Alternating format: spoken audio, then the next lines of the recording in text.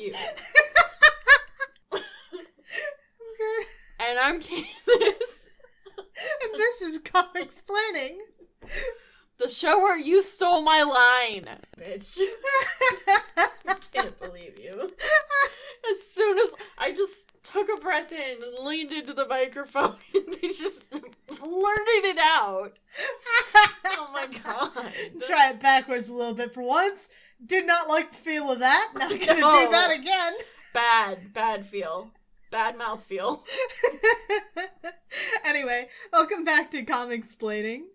This is the show where we enter a world where Stan Lee is not on writing.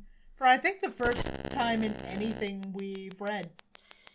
Yes, but Stan Lee is still writing Thor, so we're going to be going back and forth. We're not done with Stan. No. It's just we're getting an author that's not Stan. I need to talk about this cover. All right. Well, let's talk about what cover we're talking about first. Yes. This is X-Men number 20 from March of 1966. We're going to be starting the beginning of Roy Thomas's first run on X-Men. And along with him on writing, we have Werner Roth on pencils, Dick Ayers on inks, and Artie Simek lettering. So what have you got to say about this cover?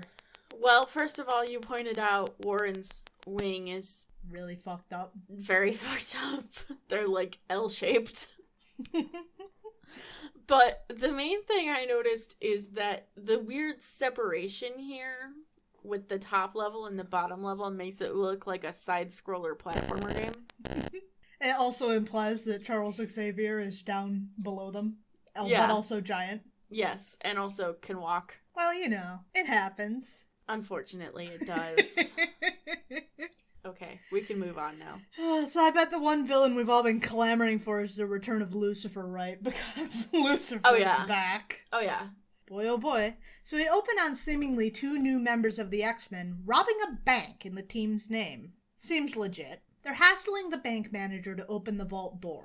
The one hitch to their plan being that the door is on a time lock.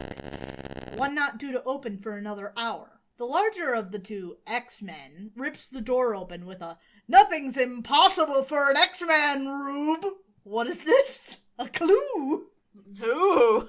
Who could it be? I can't imagine who that is.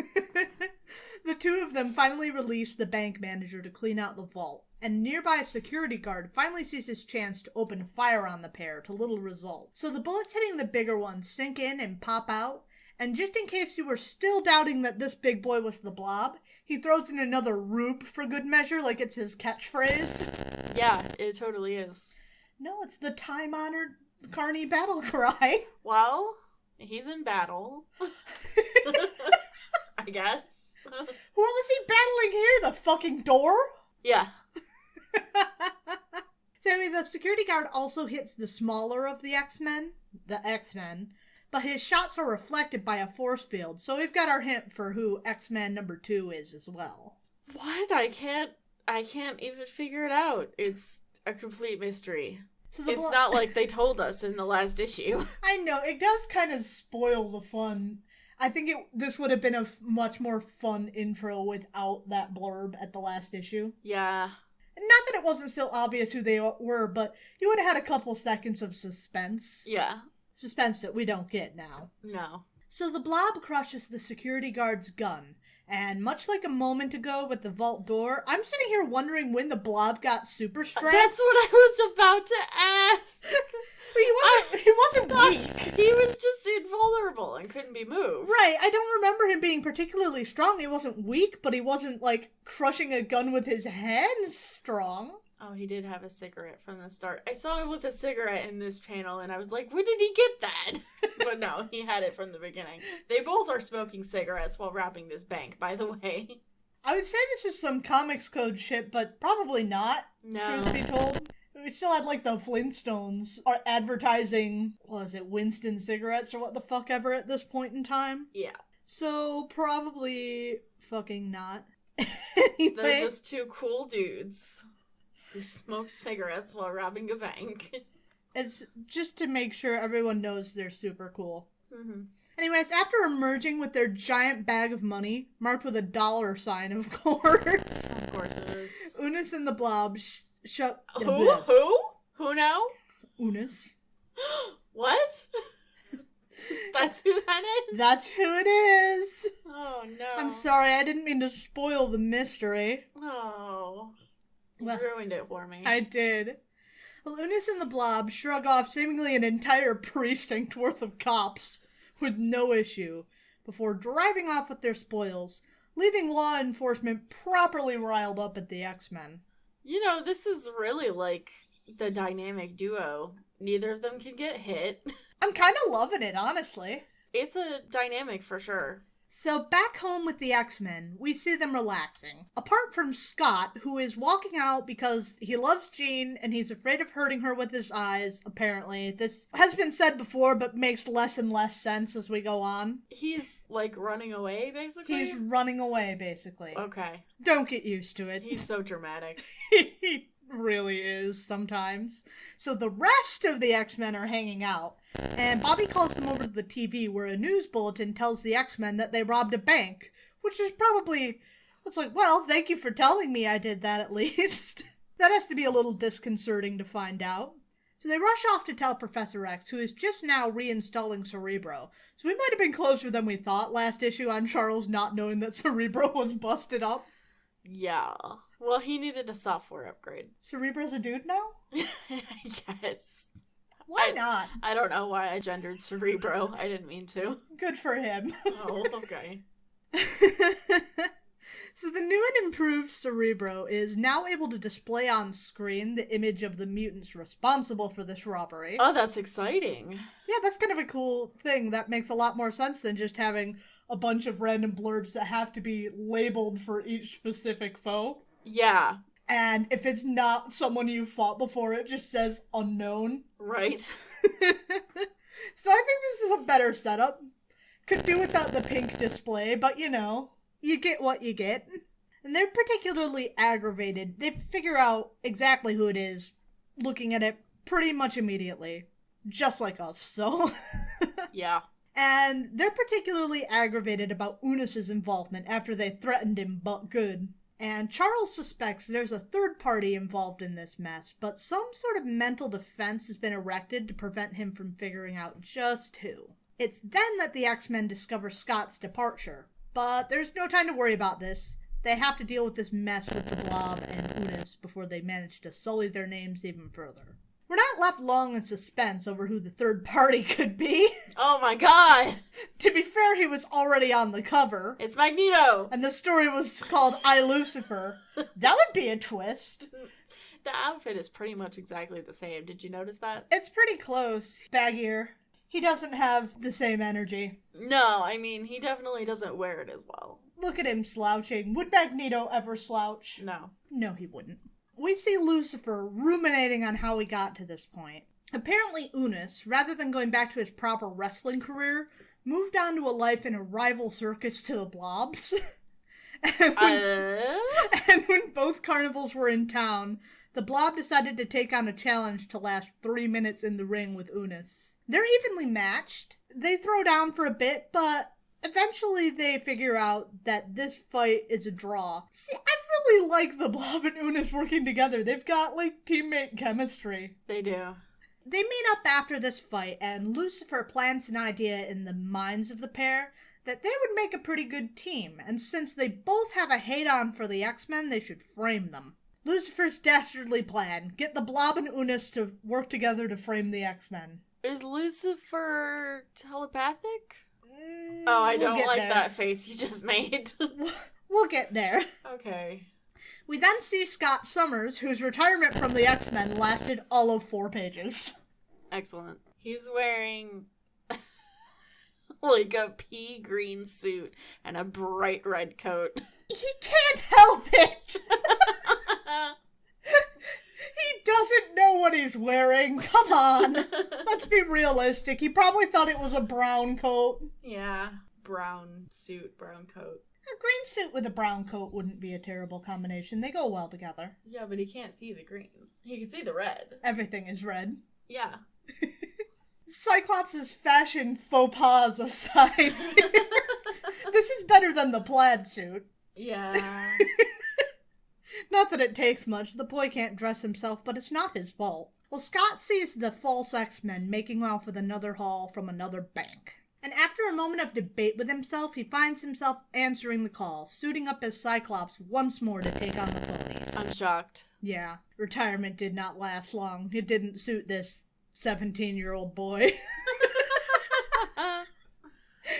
He does his best to dissuade the gathering crowd of the idea that Blob and Unus are real X-Men, but they keep leaning into the facade even as Cyclops dukes it out with them. And the crowd doesn't buy it, and soon the mob turns on Cyclops too, forcing him to flee. Though he discovers on his own that the mystery X-Men are the Blob and Unus. So while Scott has left the scene, the rest of the boys quickly close in on the pair, and they play the same game of recognizing them as compatriots. Beast is again particularly aggrieved with Unus backing out of his deal, and he uses the same ray gun as before to try and hypercharge Unus's powers again, only to find that it doesn't work.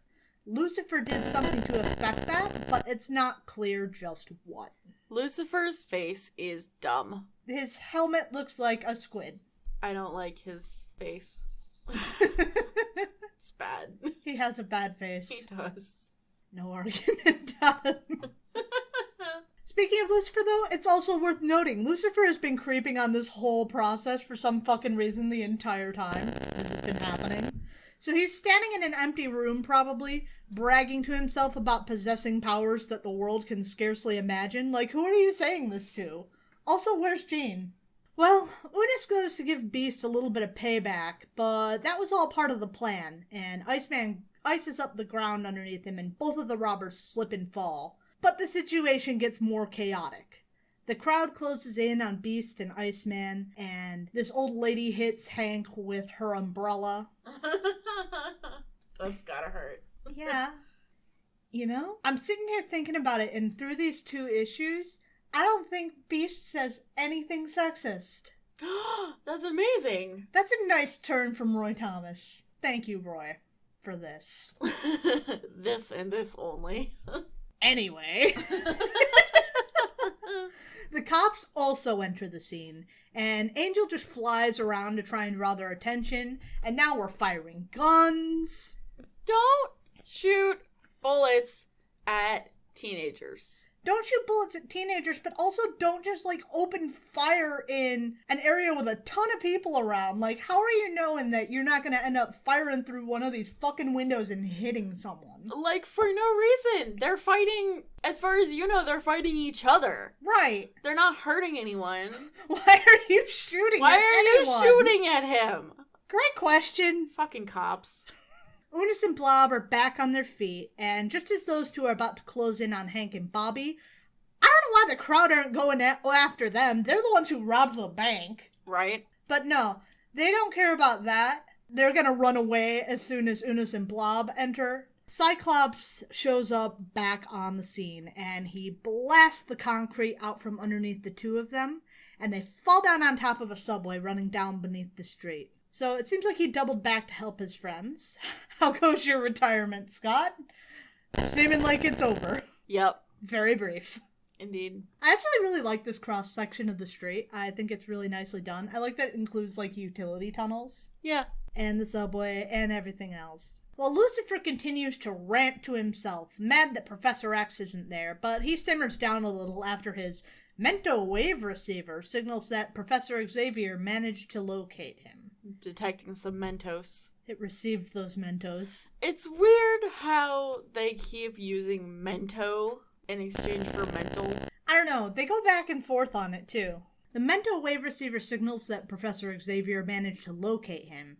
And in doing so, he now can do that and walk right into Lucifer's trap. Well, he can't walk into it. You know, that's fair. I walked right into that. Yeah, you did. So this dome emerges from some mesa in the deserts of the southwest United States. And it opens and fires off some kind of beam that's meant to follow along back to Professor Xavier somehow. So this is some kind of anti-telepath weapon. And it does just that. Back in Charles's lab, he's struck unable to move, speak, or even properly project his thoughts. Jane can only hear him with the use of the mental wave amplifier. probably this was not meant to hint that Jean is actually a telepath, but I kind of like to see it that way. Yeah. Because she is. Yeah. But one way or another, Jean can now receive instructions from Charles once more, and... I really hate the way that they drew her pigtails coming out of her mask there. It's like it's coming straight out of her ear. It's her ear hair. It's so bad. It's really bad. Yeah, I'm not loving that now that you've pointed it out.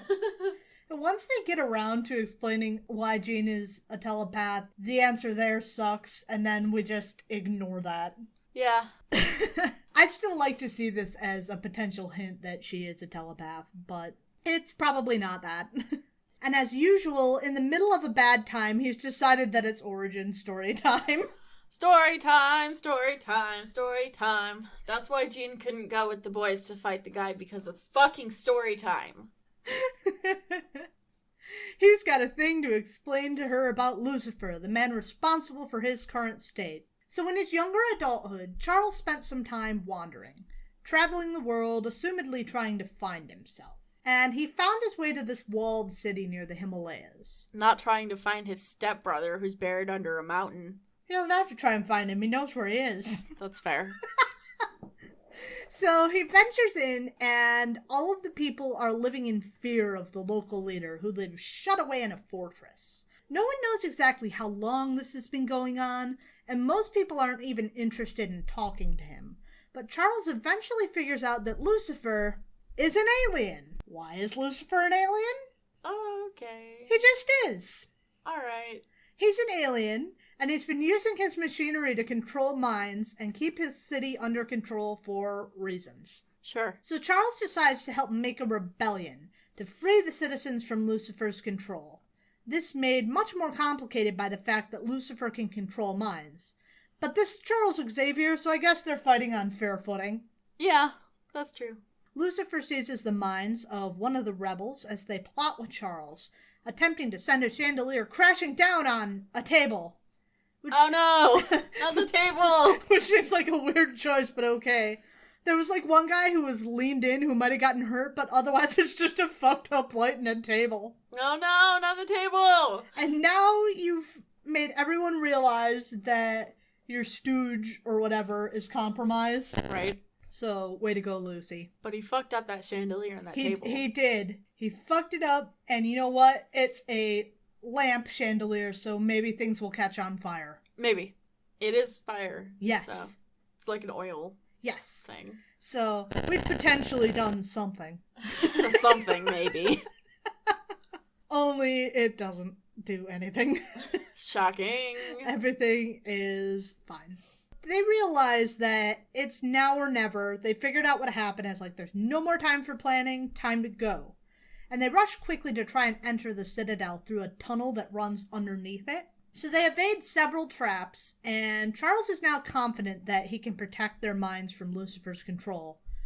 Really not sure why he wasn't doing this earlier when they were plotting, when they were equally close. But sure, I mean, I'm glad he's doing it, I guess. So Lucifer's fully ready to assumedly pull out another booby trap, but he gets a phone call from his leader alien who has an equally stupid hat. Is that just their heads? I don't think it can be. It's not like a head, it's like a helmet. Well, it could be their heads. They're aliens. It could be anything. I don't think it is. But it could be. I mean, it might be, but I don't think it is. But imagine if it was. That'd be fucked up. So the leader guy asks, what's going on? Shit's fucked up. And Lucy's like, it's no big. The humans are rebelling, but I'll fuck them up. But instead the leader alien orders him to run off to some other facility and just let the humans free. And Lucifer does that. The rebels take the castle, but Charles won't be happy until he's got Lucifer stopped. So he does eventually find him, and he starts demanding answers. But even now, Lucifer has a booby trap at the ready. A giant stone slab comes crashing down from the ceiling, crushing Chuck's legs, though leaving him still alive. Lucifer's surprised he's still alive, and decides that it's fate, that maybe they'll meet again someday. Like, why? Just finish him off before he causes you more trouble. But he doesn't. He just walks off through the wall, assumedly headed to the other facility the leader alien sent him to. This is not the origin story I expected. No. Who thought Lucifer was an alien, for one? Not me. No. Who expected that the way that Chuck got paralyzed was by having a rock dropped on him? Not me. Nope. The movies led me to expect something very different here. I was hoping for something a little bit dramatic, maybe? Yeah, I think the explanation from the movies is much more satisfying than this. Yes. But we get what we get. Back in the present, Lucifer stops looking at his TV screens to again gloat to no one about his evil plan. That whole controlling minds business back in the Himalayas was just a prototype of sorts, and now he's bad enough to take this worldwide, turning humanity into slaves for whatever purpose. Indeed, the leader alien calls again, and Lucifer answers that they're ready. And with the use of something called Dominus, they can conquer the planet, and somehow this will help them take better planets in the future. Sure, why not? Well, you gotta start small and then build up your reputation. Right? I guess. I'm not really in the business of intergalactic domination, so you could be right. The rest of the X-Men finally return home, and they're brought up to speed on the Lucifer situation that's been going on when they were dealing with Blob and Unis for no reason. Why couldn't Chuck just wait for all of them to be there? Why didn't Jean go with them? So, you're gonna tell me that Chuck had Jean wait so that he could tell her the story, and then when the others get there, he also has to tell them again. Also, they were already down in X-Men. Why did he only send 3 X-Men to fight Blob and Unis, who they've had trouble with as a full group? Right? But I digress. It doesn't matter. So, with Charles's help, they're able to make some kind of device to counteract the mental attack he'd been undergoing. And with no time to waste, they head off to hopefully stop Lucifer from whatever he's doing. Because again, Charles doesn't know, he's just sure it's no good. Which, to be fair, his track record does say up to no good. But I really feel like we're making the mistake of attributing the knowledge that we have as the reader with the knowledge that the X-Men have in this situation. But that's the first part done, the X-Men setting off for parts unknown, mostly on their cool new plane. It's an okay plane. It's no Blackbird, but it's cool. We don't get the Blackbird for a little while. They set off for parts mostly known. We set off for X-Men 21 from June of 1966. Written by Roy Thomas, pencils by Werner Roth, inks by Dick Ayers, letters by Sam Rosen. So when last we left the X-Men, they were headed towards Lucifer's new hideout in their new plane. Now, though, we find them buffeted about by some kind of force field that arrived as they drew near their destination. This plane looks somewhat cushy. Yeah, lots of sofas and shit up here in the cockpit. Well, I guess if you're a rich man, you can put sofas wherever you want in your plane. Why not? He's private plane rich. How much richer do you have to be for sofas in your private plane rich? Anyway. So they manage to regain control of the plane, but are stunned to see another beam, this time shooting down from the sky, seeming to carry down some kind of material, though they can't tell just what. Apparently, this is not the first time this has happened. Some nearby ranchers chatter among themselves, noting that it happened last night as well, and they plan to get to the bottom of it, and so set off on their horses. Meanwhile, as the sun begins to rise, the X-Men scope out the area, noting a river that seems to disappear under the butte. That can't be quite right, so they set down, deciding to investigate that in the hopes to find a way into the facility. Charles can't follow along with them, so the X-Men begin a descent down into the canyon, where they encounter the ranchers on their own quest to get to the bottom of just what in Sam hell is going on. Hell yeah, this is the X-Men cowboy crossover that you always wanted. Just what I was always looking for. So they recognize the X-Men from radio broadcasts about the robberies and begin to open fire on the Angel. Damn it, these aren't cool cowboys. These cowboys suck. They're bigoted rednecks. God damn it. I don't know what you expected. Yeah, they're never cool cowboys. Are there any cool cowboys in the Marvelverse? I mean, I know there are cowboys. I don't know if any of them are cool. I don't know enough about the cowboys to know. I think one of the cowboys is gay, but I don't know anything beyond that. Don't know. Haven't read it. Not that interested in cowboys. Haven't bothered to find out. Anyway, the cowboys open fire on Angel, but Warren's at least able to... Why Angel again? He's very obvious. That's true. But Warren's able to at least give his friends enough warning to hopefully react. And Cyclops blasts the ledge out from underneath most of the ranchers, but the boss is still safe and dry, crouched behind some nearby rocks. Oh, they just fell in the river. They I was about to say, did they fucking die? No, they just fell in the river, and they fell into a crevasse. the horses are all good now, too. Oh, they're fine. Horses could just fall off a cliff and land in a river. There's no problem there. It's perfectly fine. Especially this one that fell upside down. A bunch of them fell upside down. Why is that horse blue? I was just wondering why this one is yellow, but yeah, why is that horse blue? He's blue down here, too. That's cool. I wish I had a blue horse. Mm-hmm. Just for bragging rights. Yeah. All the horse girls would be so jealous. My cousin would never get over it. My fucking horse girl cousins. The boss man is still safe and dry, and he's crouched behind some nearby rocks, and apparently not convinced that it's time to give this fight up. So he prepares to try and get the drop on Iceman, but somehow forgot about Angel despite shooting at him just a moment ago. So Angel comes to his rescue and swoops the rancher guy up, and Bobby freezes his arms to his side, and then they send him on his way. They put him in an ice cube. They put him on the blue horse. They do. How did they do that? Yeah, because the blue horse fell in the river. Yeah. Well, he pulled it out over here. Okay. Oh, everybody left. He also fell in the river. I misunderstood. Ah. So he was not dry? I gave you misinformation. Okay. He is soaking wet through all of this. Okay, so they all fell into the river. And most of the cowboys just left. Most of the racist cowboys just were like, we're not dealing with this. I don't get paid enough to deal with fucking eye-blasting teenagers. Right. Deuces, boss. Yeah, so the main guy stayed with his blue horse. Okay, so we've sorted out the chain of events here. I'm sorry for the misinformation. It's okay, we figured it out. This very important detail here. So the rancher's gone, and we're done with the distraction that had nothing to do with the actual plot. It really didn't. I was so hoping that the ranchers were going to be cool and they were going to team up with the X-Men and be like, what's with all these lights coming down on our mesa or whatever? But right. No, they see the X-Men and fucking on sight. And it's just such a dumb, pointless distraction.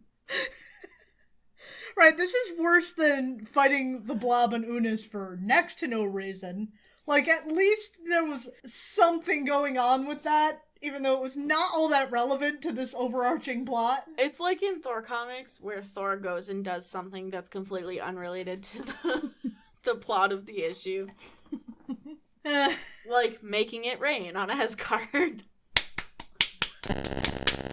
They don't know what you just did. This is an audio medium! Well, I made it rain. That's what that was. That's what that was. Sure. So, unfortunately, the X-Men fighting the Ranchers is much more fun than the real plot of the issue. A plot that we must get back to. Damn. So, Iceman whips up an ice raft for the X-Men to ride down the river towards the mesa, and then into a cave at its base. They make it a ways inside before a whirlpool forms underneath them, and they realize that Lucifer knows where they are. But their ice raft shatters and their fate is left unknown for now. And Charles, too, is in danger. Preoccupied with trying to contact his X-Men after suddenly losing them, he somehow fails to notice two giant robots sneaking up behind him before they snag him with a metal band. They're very stealthy. Yeah, and they fly off with him, wheelchair and all. Also, they have articulated toes. Oh, I hate it. The fucking feet! Why is everything feet in these comics? We don't even have the same artist! Why is it feet time? Yeah. X-Men time is feet time. It's my 60s foot fetish. I mean, I guess people in the 60s might have had foot fetishes. I don't know. I mean, assumedly, people have had foot fetishes all throughout time. That makes me sad. I hate this discussion. So, as the robots are descending down towards the hidden Mesa base, though, the robots mention that they've captured the first of the group, so I don't know, maybe it was a naturally occurring whirlpool? Whatever. The robots bear Charles to the center of a massive control room, the walls lined with computers and machinery. Lucifer introduces this as Dominus, the device that will allow him to enslave the entire world. We know this already, but it's nice to know that this is Dominus. It's just several different panels connected by ladders. Are they ladders or are they really steep stairs? Because I was like, stairs. What is a ladder if not really steep stairs? There's no angle on a ladder. Yeah, there is. You're right. What the fuck am I talking about? Well, you know, like, the ladders that connect levels are usually vertical, not angled. Yeah. Or as opposed to a ladder that you step on, which is angled. This is a really stupid distinction to be making. Like in Minecraft. Like in Minecraft! Exactly! Why do we keep talking about Minecraft? Anyway, ladders, stairs, this has nothing to do with anything. I actually really like this illustration, though. I think it looks sharp. It's a full page. Well, I was just thinking that there's a lot of empty space between the panels. Yeah, there's no blinking lights or anything in between. Yeah. It does look a little empty, but I think it's just a lot of panels that don't necessarily connect to each other, except by the ladder stairs. I like Lucifer's design sense of having one black wall, one blue wall, one black wall. That is cool. It's a good look. He knows what's up. Don't know how not to wear a stupid squid hat, but anyway. And Chuck's like, well, yeah, my X-Men will stop you. And Lucy's like, yo, check this screen and see if you're talking big shit after this. Well, on screen, we see Angel manage to break free of the whirlpool and then again take flight, which, apart from certain birds, I think is not how wings work. But whatever. But he realizes that he's the only one who made it up, and so he plunges back down through the whirlpool, hoping to find and rescue his friends. No sign of Beast or Iceman, but he comes upon Cyclops clinging to a pipe with one hand and holding Marvel Girl with the other. And he manages to get them to safety, making for what seems to be an entrance, or at least something of interest on a nearby shore. So they make for it, only to find themselves snatched up in some kind of transparent cage. That's 3 X-Men accounted for, but we're still missing 2. In short order, though, they appear. We come over to Beast. The whirlpool and the current in the underwater river seem to be conspiring to keep Beast under the water, and he's struggling to reach the surface when a giant metal hand hauls him out of the water. And while he's thankful for a brief moment, he quickly realizes that all is not well. Look at his toes. Look at his toes down here. I hate his toes. Stop telling me about his toes. Maybe that's what Lucifer's feet look like. He is an alien. Because they're alien robots, so maybe the aliens designed their feet to look like them. You know, that makes some sense. Sure. Why not? I accept this headcanon. Yeah. This headcanon about robot feet. This important robot foot headcanon. Also, Lucifer's feet. We're headcanoning several things here. Yes, it's essential to understanding the plot of this issue. Really and truly it is. It is. So, Beast quickly realizes that all is not well. However, Iceman got more lucky when he resurfaced, perfectly ready to dole out a can of whoop-ass on these robots. So he comes up from behind on an ice surfboard and slams into one while Beast dispatches the other. This is like, it's like a stagnant pool of water in a cave. You can't surf on it. Maybe he's like making ice behind him and using that to propel himself. Does that work? Sure. Okay. Why not? Fair enough. Angel can fly straight out of the water in a cave. You know, that's true. Beast and Iceman make to escape, and it seems they'll make a clean getaway when a metal wall drops suddenly into their path. What is with the number of X-Men taken out of the fight by suddenly walls lately? But I digress. This leaves Lucifer with some bragging rights like, oh, you were saying? That's what I thought. Your X-Men ain't doing shit. He then begins to explain his evil plan, because of course he does. How he's an alien, and his race plans to use the Dominus machine to conquer the planet. operated by robots, which are apparently the only things that can operate Dominus for some reason. They will... Well, because there's so many different panels. Right. It's not like Lucifer's gonna run around running up and down the stairs. Can't hire people. No. Bring other aliens. No. Well, they're gonna blanket the Earth in rays to overcome the free will of everyone on the planet, pressing its people into slave labor for some reason. Step 5, profit. Earlier he said this will help them conquer better planets, I guess by the strength of Earth's labor force. Really unclear. Yeah. We turn instead to Cyclops, Angel, and Marvel Girl, trying and failing to get free of their transparent prison. They see Beast and Iceman being carried their way by giant robots to deposit them inside the Cosmic Crystalline Cube, not to be mistaken with the Cosmic Cube, which has no teenagers inside of it. Depends on which Cosmic Cube you're talking about. Oh, fuck you. No. No, no, no, no, no, no, no. You're gonna ruin my Cosmic Crystalline joke! I'm sorry. Cube joke! I'm sorry. Well, technically, I don't think she's a teenager. She's like... No, she's like a baby. She is. She's like... That's why I wasn't... That's why 6 or 7, maybe. I knew about her, and I was making the joke because she's a child, and now my joke is ruined. I'm sorry. That's fine. I did this. It's fine. It's fine. Altogether, they're left to try and figure out the solution for their problem. And Marvel Girl notices that when it was open to put Bobby and Hank inside, it was with the flick of a single lever. So she reaches out with her telekinesis and flicks it open. And the cage opens, and with an assist from Cyclops to take out their remaining robot guard, the X-Men are free again. They race through the hallways when they receive a mental message from Professor X warning them not to destroy Dominus. And they're left with a conundrum. Is Professor X being mentally controlled by Lucifer, or is this message for real? Should they destroy the headquarters or not? They're not left to debate this for long, as they soon emerge into the control room, facing down both Lucifer and Professor X, though they're still left with no sure answer to their questions. Lucifer reached for a weapon, and Jean wraps him up in his own cape. I guess it is the latter, just judging by the way that they're going up and down it. Yeah. Okay, it's a ladder. It's a ladder, people. We figured it out. It's a ladder. You win. It's a ladder. So Lucifer reaches for a weapon, and Jean wraps him up in his own cape. That's why we don't wear capes. Capes are fucking cool. They are. But Angel has finally had it with self-restraint and decides to start tearing shit up. Oh, Angel. I love him. He has so much heart. He does. But he's a dumb bitch. Yeah.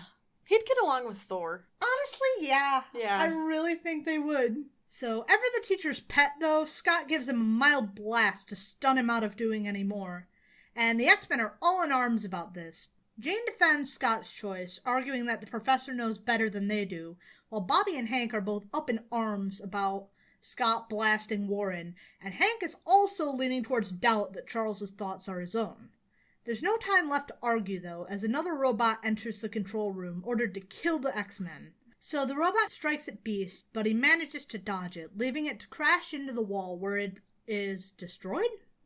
Suddenly, the meaning of Professor X's warning comes clear. So they're left to fight off more and more robots, but working together, the X-Men manage to force nearly all of them to destroy themselves against the walls of Dominus. Only then does the alien leader call, demanding to know why the robots have been destroyed. See, this is the reason that Dominus can only be operated by robots. Plot convenience. Uh-huh. So Lucifer admits what's happened, and he pleads for mercy from the alien leader, but he is granted none. The Supreme One banishes him to a nameless dimension where neither time nor space exists. Okay. Indeed, he reveals that these robots were somehow necessary to maintaining order on other enslaved planets. So really, the X-Men have struck a blow throughout the galaxy, assumedly. And then Lucifer is whisked away, pleading for help from the X-Men, but like what you thought was gonna happen. You fucking... They sit here, they listen to Charles Xavier, and you broke his legs. Yeah. So you're a bad man. So fuck you, Lucifer. Fuck you, Lucy. Nah, no help for Lucy. The end. Dun, dun, dun, dun, dun. Yeah, so there's this weird imbalance between the B plots and the A plot with both of these. And I also thought fighting with Blob and Unis was better than the fucking A-plot. Yeah. And fighting with the ranchers was more entertaining than the A-plot. Yeah. Anyway, we don't have to deal with Lucifer anymore, so that's good. Cool. I am really absolutely positive that these are their heads and not helmets. And I will tell you why. Okay. They're perfectly contoured to their face. Not always. Not always. This is our discussion segment. We're just going to debate whether Lucifer's hat is a hat or it's his face. It's not always contoured. It's not. It is. It's not. Let's go back It to has the last nostrils issue. in it. It has nostrils in it. It doesn't have holes for his eyes. It goes straight up to his eyes. It does have holes for his cheekbones. eyes. It has doesn't. holes for his eyes some places. It doesn't. Just you wait until this page loads up. Oh, I'll show you. It has nostrils. No. It does. No, that's not true. That's impossible. God. This is getting really heated. Come on, give me a good shot of Lucifer. Oh, fuck. Fuck you, fuck you, fuck you. Look at this dude. Fuck you. What the fuck is going on with his eyes? I don't know. Fuck I was you. noticing that. I hate it. I hate it. No, it's the stupid helmet. It's It's the stupid alien culture helmet. their stupid alien heads. No. It is. I hate it. It is, and you know it. That's why you hate it so much, because it's the truth. Obi-Wan told me you killed my father.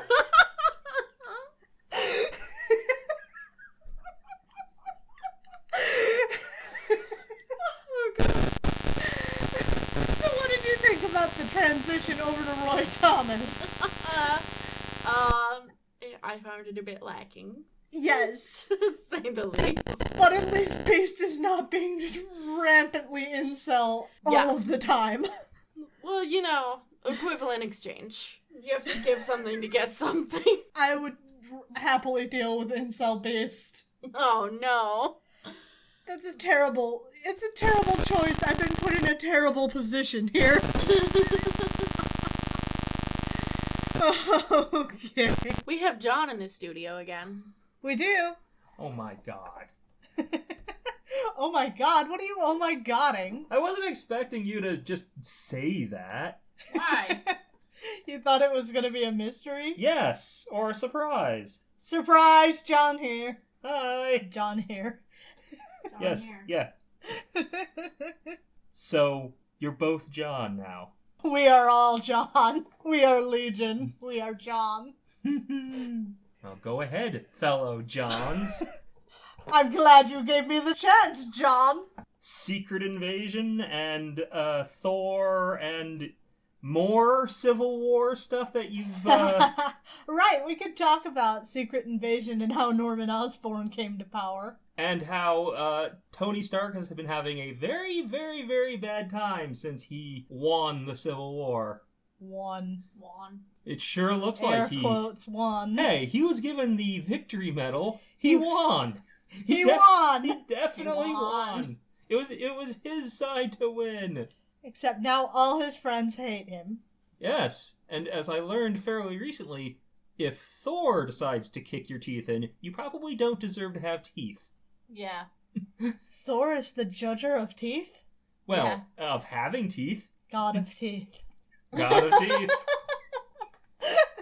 I don't like that.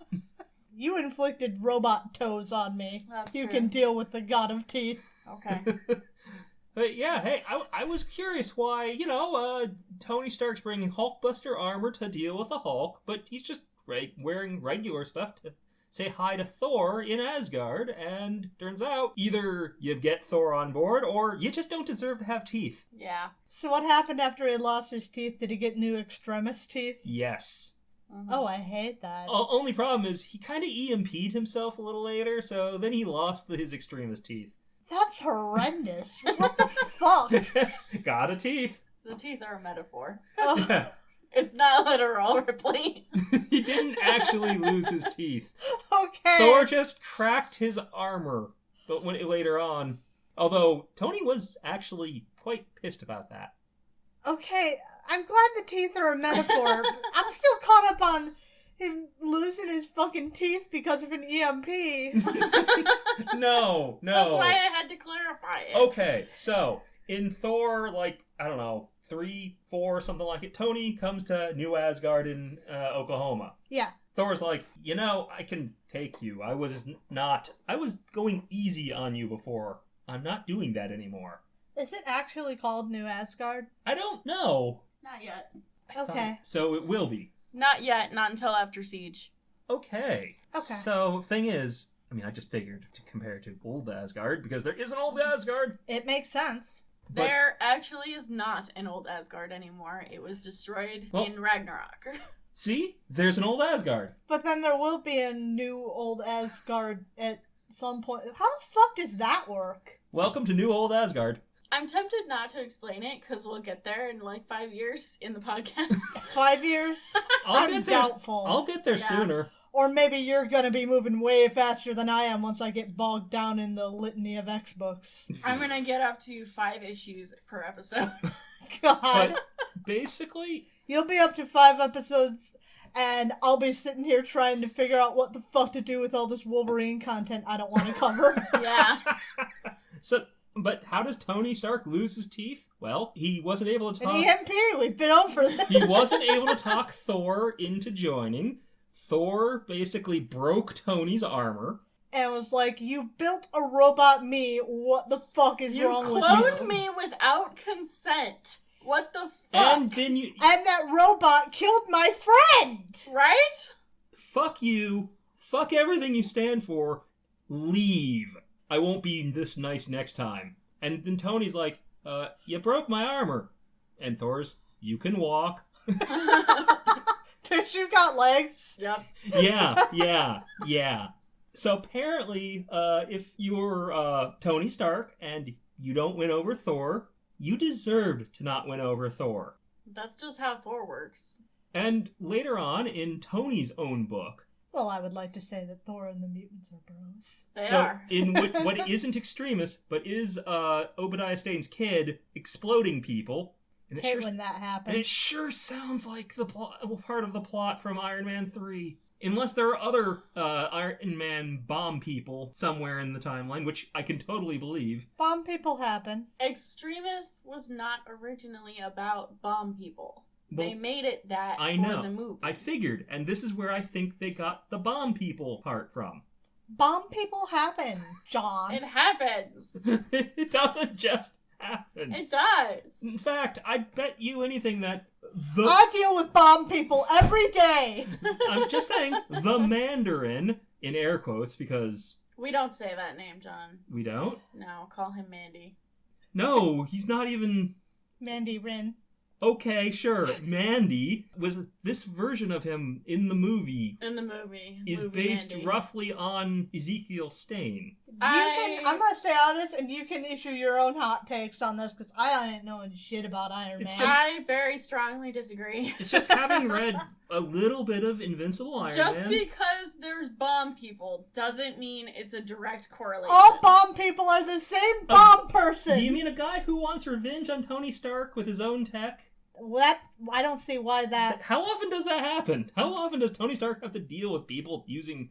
Constantly. God, What's he's this- got a What's problem. this fuck from Iron Man 3 didn't go after Tony with Tony's own tech? He went after him with Extremis, which is the thing that he developed with the help of Which isn't... the Is, lady. Maya. Maya. That's her name. I don't know much about Extremis. Maya and what's his fuck? Aldrich Killian, that's his name. Maya That's the and bitch. Aldrich Killian both come from the Extremis comic. They were characters in it. Okay, I haven't There read. is a problem with Aldrich and Maya in the movie, which is that in the comic, Aldrich died on the first page. Okay. And Maya was the main villain of that comic. Okay, that is a problem. So in the movie, they decided to sideline her and make her a damsel in distress and make Aldrich, the dude who put a fucking bullet in his head, is the main villain. Wow. You know, as weird as I was thinking this was, that's actually worse. That is legitimately worse. Good job, Yeah. guys. Congrats. Iron Man 3, you go for kind of broken adaptation. And for some reason, you're throwing in bomb people. And I love that movie, but you know. I think that's easily the best Iron Man movie. It is. But, you know, when you're comparing it to the comics, you got some issues. Fair. Indeed. Also, there's the fact that in the comics, Tony actually got extremis. In the movie, he did not. See, I brought that up in the first place because with one of the bomb people, someone Thor knew got bombed. And actually, a whole team, they died. Thor went to the funeral. Tony tried to make peace. I think Pepper should have kept her kick-ass powers. And Yeah. Thor cracked Tony's armor, and Tony was very unhappy about that. Gee, I wonder why.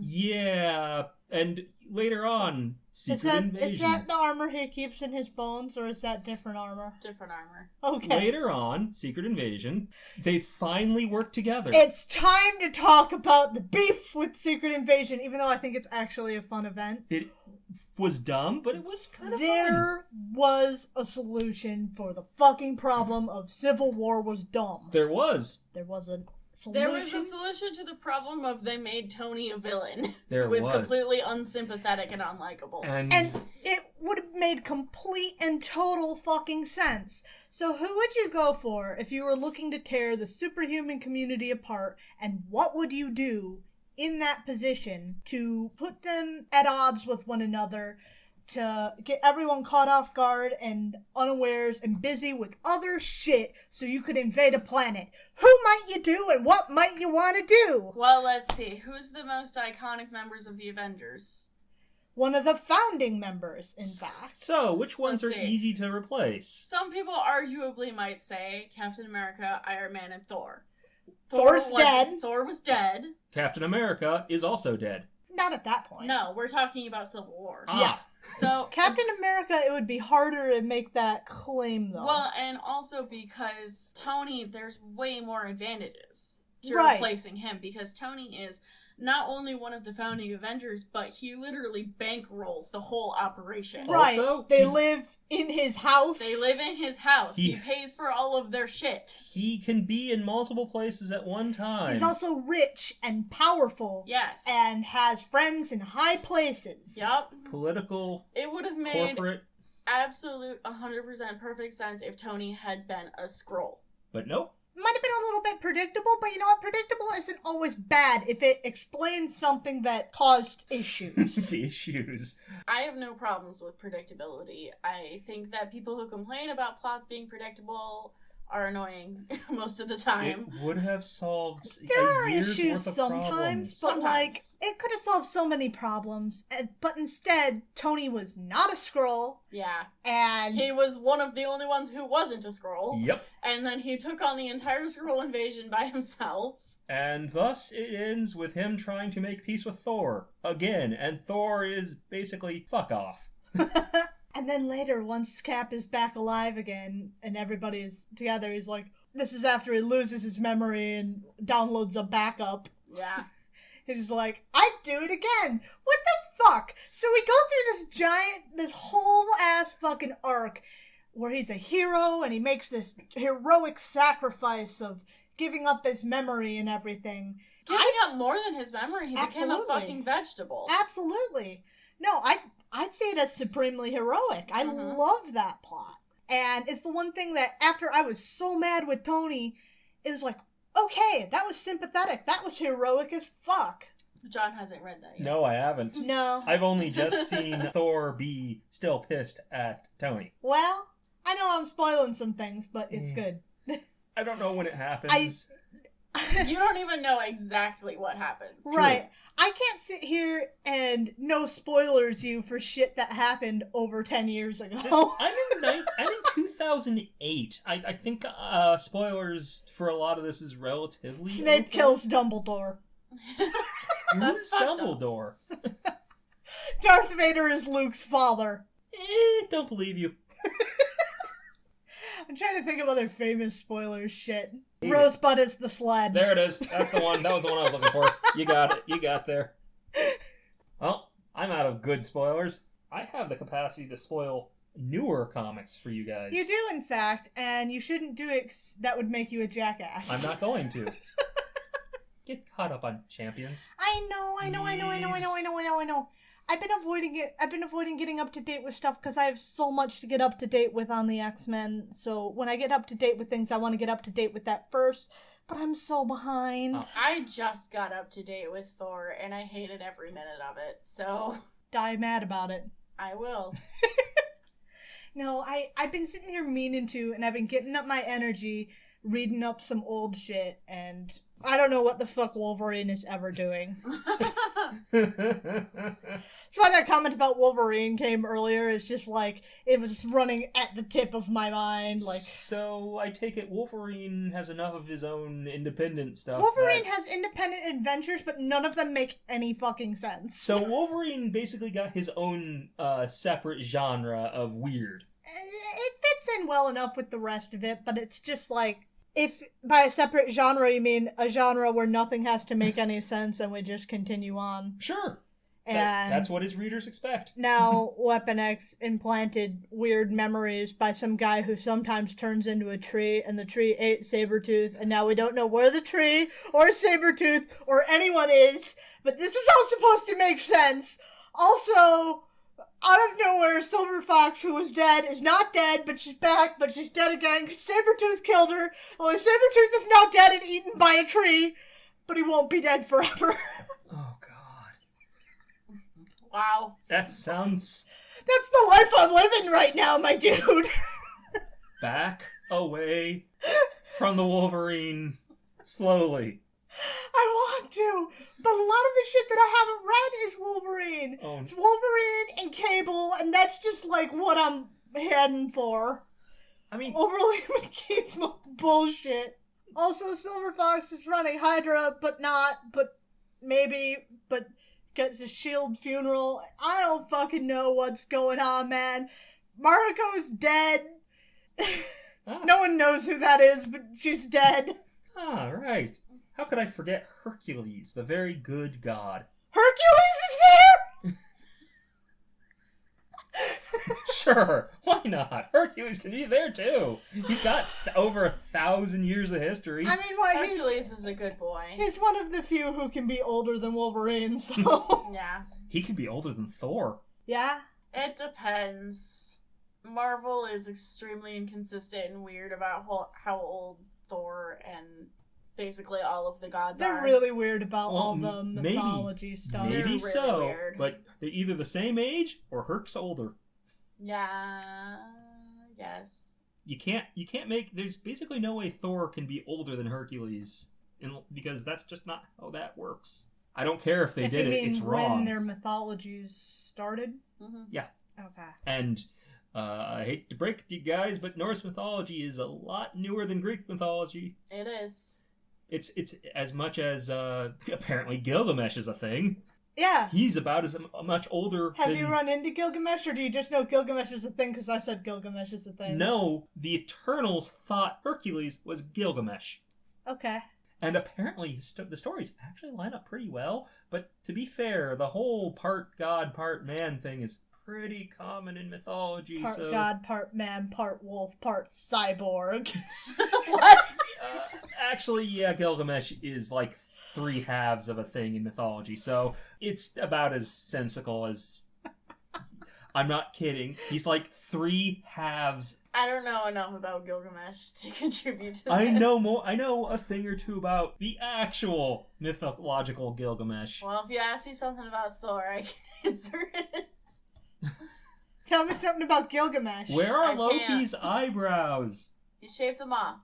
Oh god, no! I hate the shaved eyebrows. I hate the shaved eyebrows. It's a look. So much. No, it's not. It's a bad look, I guess. A if we bad have look to is call it still a look. I don't mind much else about the Lady Loki look, but I hate the eyebrows. Oh, the look is good. Wow, I still Yeah, have a bit the of... look. Exclusively the look. Yes. It's a look, alright. Gotta body jack Sif and shave off her eyebrows. Yep. Spoilers. No, Oops. No, you got to Sif. she's a cancer patient.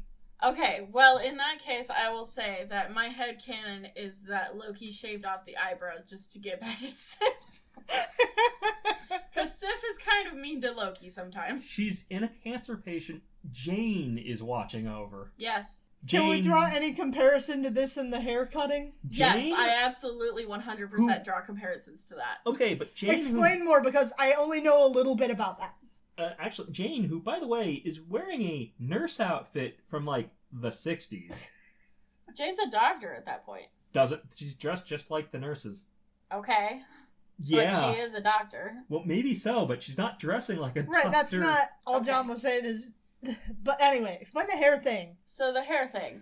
So there's a myth where Loki cuts off Sif's hair. Why? Because he's mischievous. The god of mischief. And he just wants to do it. So he waits until Thor and Sif are asleep and he sneaks into their room and cuts off Sif's hair. He thought it was funny at the time. So you would draw a line between that and shaving off Sif's eyebrows? I would. I think that they're very similar. Well, fun fact, in one of the Fraction books that involve Lady Loki has eyebrows. They're not very consistent about whether she has eyebrows or not. The artists... It's up to artist interpretation, like everything with Loki. Okay, is that how a doctor dresses? I guess. She's a doctor. I don't know what to tell you. Sure, why not? Maybe... If she wants to. Right. Who legally required doctors to wear pants? No one. Dressing like the nursing staff. In a different color. Nurses don't even dress like that anymore. I know. They didn't dress like that in... Y'all sitting here passing the law that doctors have to wear pants. 2008. Look, I don't know how to explain to you that Jane is dressed like a nurse. All I'm saying is that she's a doctor now, okay? We know. Just take my word for it. Artistically, I was like, is she? It's a weird choice. I don't know. Maybe the artist didn't get the memo. An artist. You think they can afford to go to the doctor? Oh... I mean, probably not. Most of the people I know are artists. I can't afford to go to the fucking doctor. And you're not even an artist. I'm not even an artist. I draw a regular paycheck. I am working on commission. I like Dark Reign. A lot of people don't like Dark Reign, but I like Dark Reign. I mean, watching... Dark Reign is long. I've gathered it's not really an event. It's, as they said, supposed to be the state of the world. Right. It's the new... There are several of these around this point in time. There's the Initiative. Which was kind of boring. Initiative sucked, yeah. There is Dark Reign, and then there's the Heroic Age after Siege. How does that one go? It's just getting kind of back to the status quo, but there's effectively no more SHRA. So, hitting the reset button pretty damn hard. Yeah. So, we just want to forget like the last 3 years happened. Yeah, we want to move past the whole America deals with its 9/11 trauma era and get back to telling comics. Because I'm guessing some of this stuff didn't sell so well. I don't know if it did or it didn't, but... Okay, the writing room must have been horrible. Comics, there always comes a point where you effectively reset. Sure, you kill Wolverine and Cyclops, but eventually they have to be back alive again. Yeah. Even if Cyclops is a child. No. I know. Okay. No, I've met old Cyclops. I know you have. Spoilers. It's not a fucking not spoiler. That. More. Yeah, I know he'll be back. Whatever. It's comics. You're sitting here telling me someone's gonna make a guest appearance. Ain't much of a fucking spoiler. No. Did you read, I don't remember if I had you put this on your list, but did you read New Avengers? Like the first run? I have no idea. I don't think I told you to put that on, or if I did, it was after you started that point. I mean, I might have added. So you're gonna have to be specific.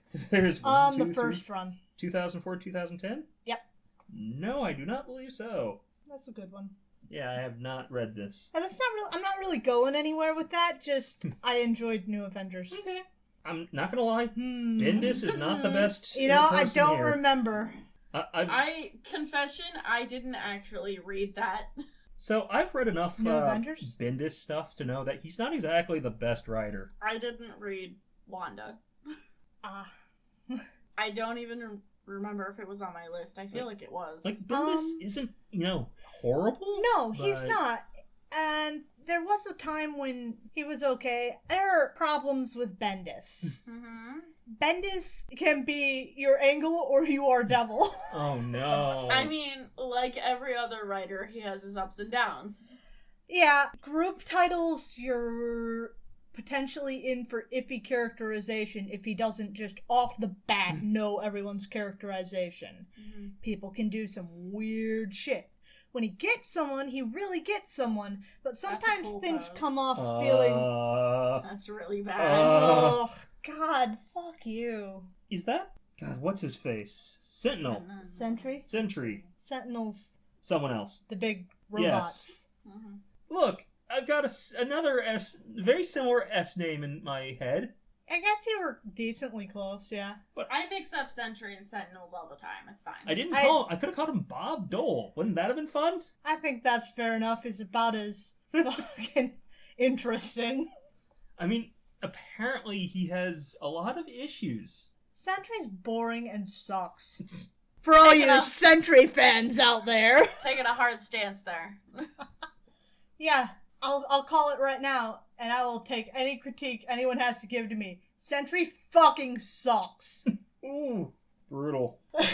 He died again recently. Oh, did he? Yeah. What? Did he cry a bunch before he died again? What does it take to kill Cry him? baby bitch. No. What does it take to kill Sentry? Not a lot, apparently. He took on the Hulk. Remember poor Ares. Everyone has fought the Hulk at this point. Well, yeah, but Sentry was the guy they brought in when Hulk decided to smash the world. Sometimes Thor is that guy, too. Yeah, Right, but it's whoever the fuck has to be. but I feel Whoever's nearby. but I feel like Thor could have been talked into. Actually, maybe some of these guys deserve it. That might have been interesting. Thor but wasn't I don't know al- about that. If Thor wasn't alive yet, Well, that's why Sentry sucks and he's boring, because he just does whatever he's told. And every time he has to make a big decision, he cries about it. Mm-hmm. he stood at his doorway for like 2 issues, and then he did what he was told. Yes, He's not interesting. He's not dynamic. he waited and did the thing he was told to do. They're gonna sit here and play like this is some kind of mental illness representation, but it's not good mental illness representation. Are they seriously playing this as mental illness? I don't know if that's representation? how they're playing it, but he is mentally ill, and that's a giant part of what's going on with him. But, like, it's not good representation. Well, from what I've seen of him, I didn't get any interest to know why he's like this. It doesn't he's matter. boring. It's bad, and he's boring, and he sucks. And he's left the planet on several occasions to go cry in space. Okay. I mean, to be fair, I might go cry in space too, but I wouldn't sit here and expect the story to follow me while I go cry in space. Well, maybe if he was lucky, he would run into the Beyonder, Teach him how to poop. who I met because of the Illuminati. Because for some reason he's just there in the asteroid. But no, on one of the moons of like Saturn or something. I don't know. He's just off doing his thing. I don't give a shit about the Beyonder either. Well, the Illuminati did sort of help kick off the Skrull invasion, so Yeah, good job, team. go team go. You helped unleash a group of alien religious extremists on the Earth. Have you gotten to Utopia yet? No, That's a fun one. that's still in the distant Yeah, I guess future. you're still not quite heavily into the Dark Reign stuff. I'm but- not into the Dark Reign at all. John is reading a million things. It's going to take him forever to get anywhere. But it also Because we means keep adding more things to his list. But it also means I understand more about where I am. It's like how in Civil War II, I ran into Nazi Cap and I was like, what the fuck? And you can read comics and find fun new things to read without having to stumble through the X-Men fighting fucking Dracula! Oh, come on. Let them fight It Dracula. sucks! There are a couple good things in there, like Blade listening to Lady Gaga. So it's recent then. Oh no. That's actually worse. It's not bad. I think Blade should listen to as much dance pop as he wants. It gives him fucking character and dimension other than cardboard box and angry. Ugh, my mom was killed by a vampire while I was being born. No, vampire stab, come on, vampire Dracula. You gotta give him credit. He's one of the earliest successful adapted heroes in movie form. I give him credit for that. That Right. doesn't make him a fun character. Yes. I never said he was fun for, like, more than, like, well, a movie and a half. But His input. I understand his place in history as one of the first successful Marvel Comics adaptations, and being an African-American character and still pulling that shit off, that's a big deal. It is. That doesn't mean Blade has more fucking dimension than a sheet of paper half the goddamn time.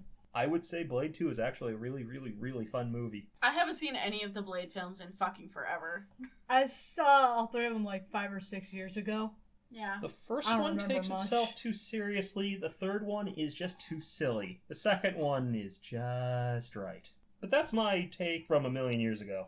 What's with the second movie in series being the best one a lot of the time? Not always. Not Iron Man. Not Iron Man, not Thor. Have your differing opinions if you want, but I calling was it. agreeing with you.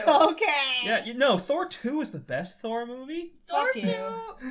is not a good movie. I enjoy it for reasons, and that's all I'll say about that. Oh, But like The Empire Strikes Back, movie number 2.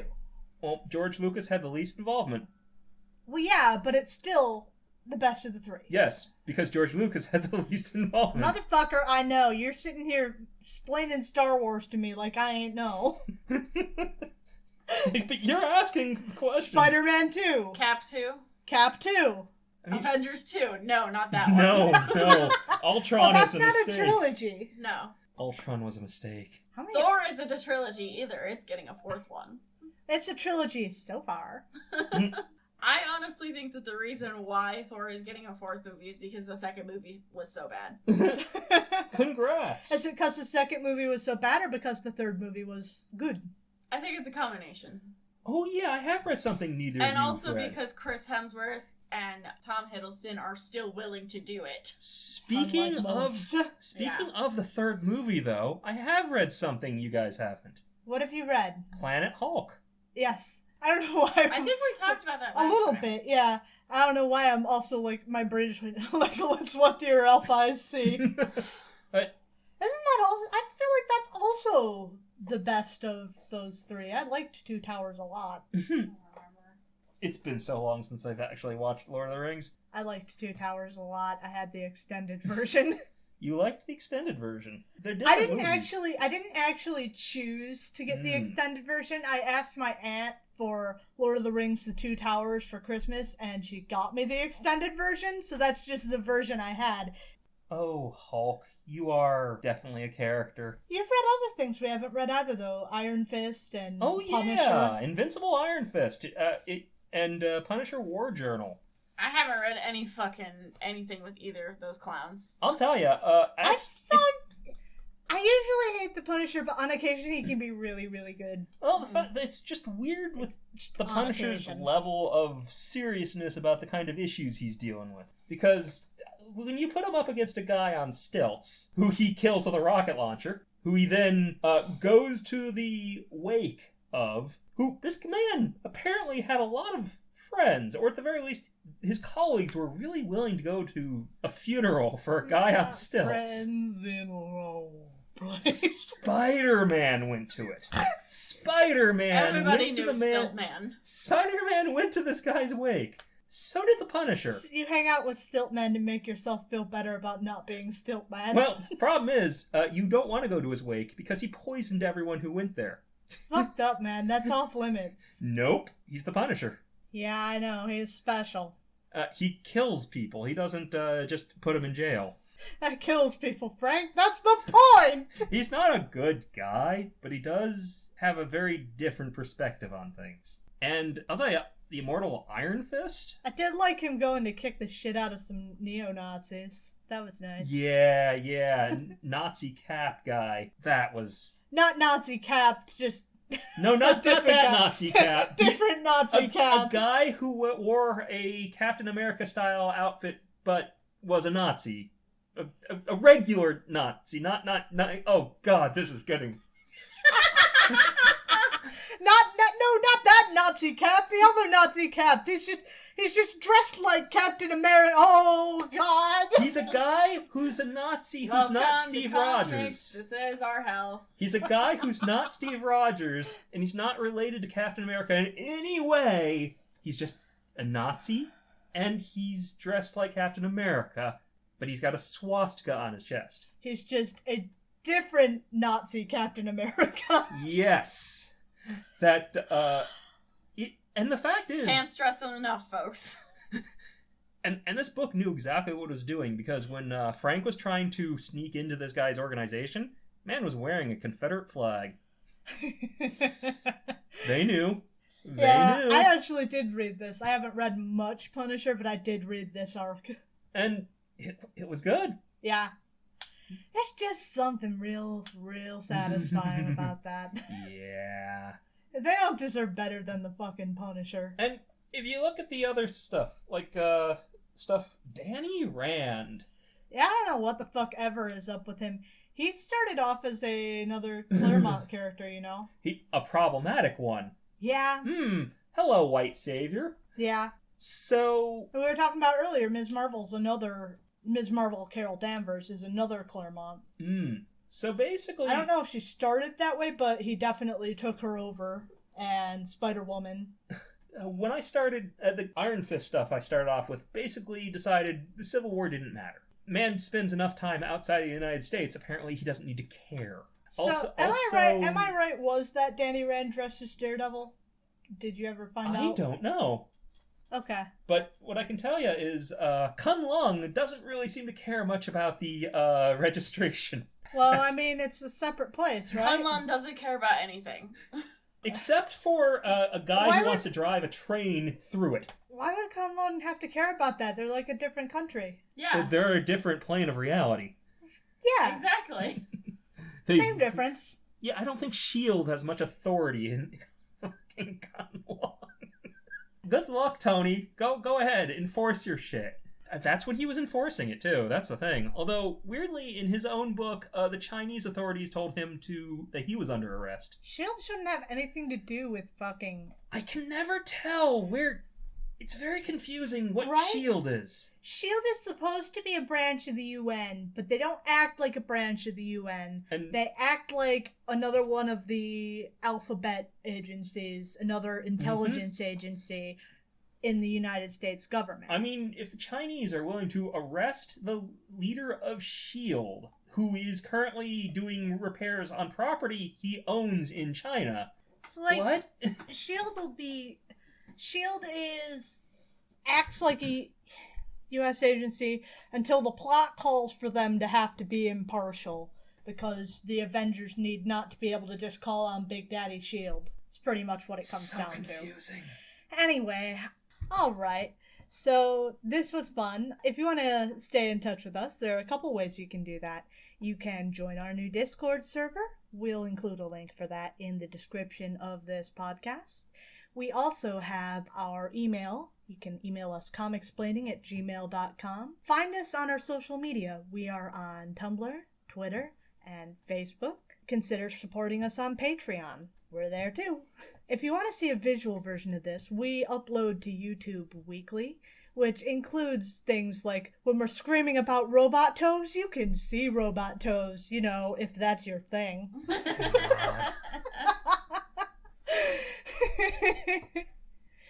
Other than that, rate us and review us on Podchaser or iTunes. We'd really appreciate that. We want to get out to speak to others than our maybe assorted 30 people.